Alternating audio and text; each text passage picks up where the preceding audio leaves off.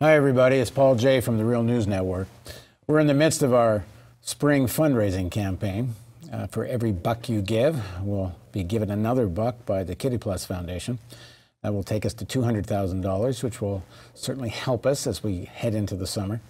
If you want to see more of the kind of news the Real News does, then we need you to help. We are building up our Climate Change Bureau, and we're even already increasing our climate crisis coverage. I had a great note from a viewer who told me to stop saying climate change and start saying climate crisis, and I think he's right. So that's what we're going to start calling it now, the climate crisis, not just climate change. There are structural changes taking place, systemic changes, and in my mind, it all has to do with the great increase in power of Wall Street, of parasitical finance, and the power that financial sector wields over politics. It's no surprise that of the top 10 donors, funders, political contributors to the Clinton and the Trump campaigns, the vast majority of those 10 were hedge fund people or gamblers in one way or the other, if you throw in Sheldon Adelson. This is what Real News is about. Real News is about digging into where real power is, how the billionaire class and the financial elites in particular wield that power. On the surface coverage of who did what to whom, it's all very interesting. And of course, I follow it myself.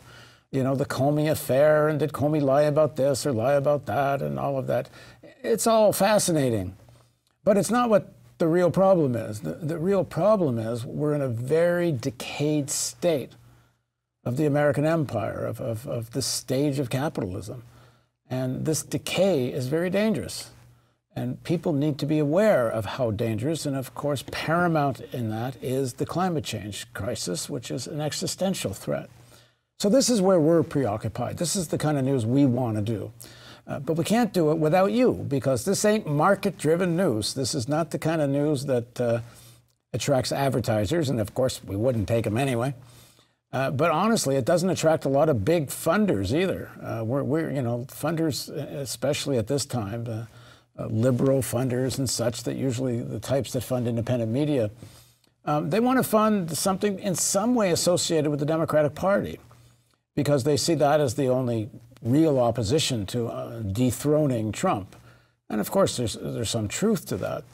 But when we report on the Democratic Party, we're interested in the struggle within the Democratic Party. That movement that was behind Sanders, and whether it's with Sanders or someone else, but that insurgency in the Democratic Party was against the oligarchy, to use Sanders' language. The fight against the oligarchy takes place on many fronts. And that's the story we want to cover.